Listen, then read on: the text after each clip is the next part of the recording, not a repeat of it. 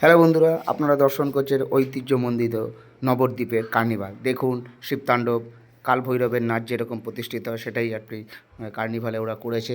দেখুন কী সুন্দরভাবে শিব নাচছে, এবার প্রদর্শন করছেন। যেটি দেখছেন সেটি হচ্ছে রাসলীলা, যেটা শ্রীকৃষ্ণ করেছিল।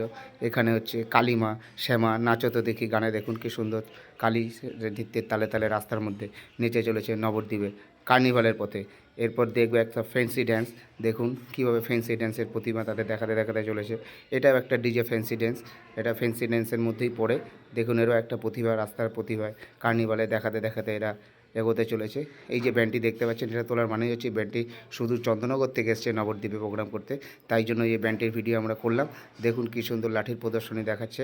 এটা চন্দননগর থেকে আগত নবদ্বীপের কার্নিভালের শোভাযাত্রা বাড়ানোর জন্য।